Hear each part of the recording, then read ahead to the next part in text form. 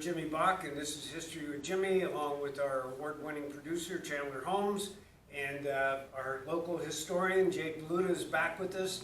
And Jake, thank you very much for coming back. And we're going to be talking about the Memorial Day, and Jake is in charge of the Memorial Day Parade for many, many years, and we're grateful to him for that. So Jake, I turn the program over to you. Oh, thank you, Jimmy. I'd like to start out, basically it started with pride, and talking about the parade. 1968 was the first parade that I had participated in. And at that particular time, probably 90% of the guys in the parade were World War II veterans. We had Korean veterans and Vietnam veterans from my era. And I was so impressed with the size of the parade and the participation by the veterans, and I inquired, of some of the guys how long they've been parading. And there was a couple of the World War I guys, and one of them was Jack Hill and Pat Hood. And of course, these guys felt that the guys that fought in World War II weren't in a real war. World War I was the one. That's where the guys were. But I was impressed with the fact that these guys were in their 70s. And I said, oh my God, look at how old they are. 70 years old and they're still here. So I said, how long have you guys been parading? And well, I think it was Jack, and he said he had been parading before World War I as a young man in town, and of course Pat said the same thing. So that was my conversation getting it started, saying, how long has Shickshinny been parading? So trying to do a little research at the time. So a lady by the name of, I had it written down here, Laura Watkins. Laura Watkins was 102 years old at the time. So, and I have a little testimony written down from her about her time, and asked her about the parade. And she said, oh yes, she had been parading before the turn of the last century. So now that got me thinking, that we have one of the longest parades in the nation. Not really, we have one of the longest continuously held parades in the nation, and I'll explain that as we go along a little further here. So in 1879, there was some type of legislation proclaiming the duties of participating in parades and so on and so forth. In 1882, there was a huge article in one of the Wilkes-Barre papers about the parade in Shickshinny. And it went on to tell about the participants and how long they had been marching and where the parade route and who the speakers were, and it was quite a detailed thing. So I thought that would be something for me to follow up a little further on, and which I did. Okay. Now we know that it was Decoration Day. Everybody called it Decoration Day because they would decorate the graves with flowers, and they were actually doing that right after the war itself. You didn't have to wait for somebody to tell you to put flowers on somebody's grave, and that's what happened.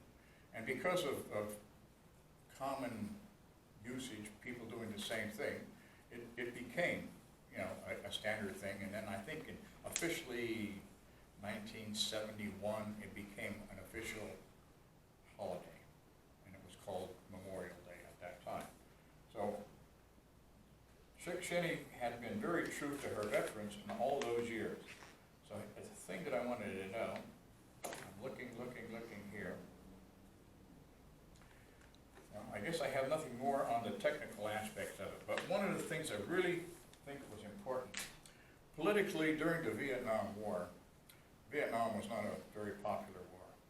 And I remember I was during Vietnam. I was not in Vietnam, but I traveled. I was in Korea at the time, and I remember coming through California and how the soldiers, myself included, were harassed by the participants.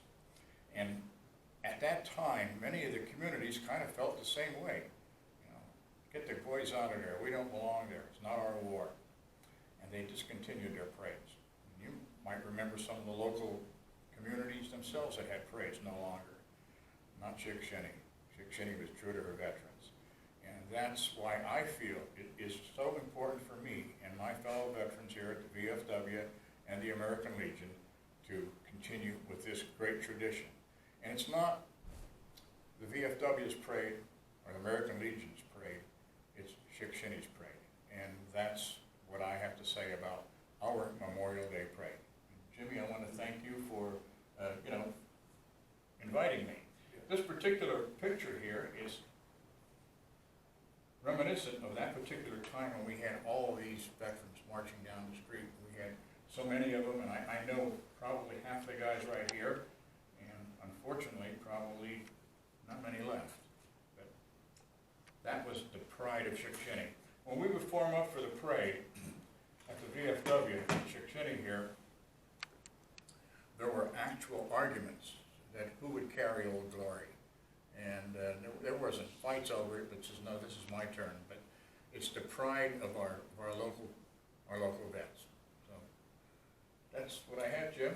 And there, of course, is a picture of the cemetery where they march up to, and you can see it was very full. And as I was a young fella, my grandparents lived there across the street from the cemetery, and we went to the Memorial Day ceremonies there every year. And unfortunately, people don't take time to attend these, and there's a lot less people. And so I'm encouraging everybody that sees this to tell people to come to the parade, come to the cemetery, and remember the people, the men and women that served and gave their lives up so that we have freedom and some of the things we have today. It's important to remember this, and just not on Memorial Day, but every day, because it is important for the sacrifices that they make and the sacrifices that Jake and the rest of the fellows that come every year to make sure that this goes on. And so we're glad here at the FLT Museum to be able to have these, and so we encourage you to come and support this. So this is Jimmy Bach. This is episode 80, and we thank everybody for coming. Click the like and subscribe, and we'll look forward to seeing you come on Memorial Day and see Jake and everybody else in the parade, the band, and everything else that makes it possible. So thank you very much. This is Jimmy Bach along with Chandler Holmes, signing off along with our special guest and local historian, Jake Beluda. Thank you very much, Thank Jake. you, Jimmy. Thank you. Yep.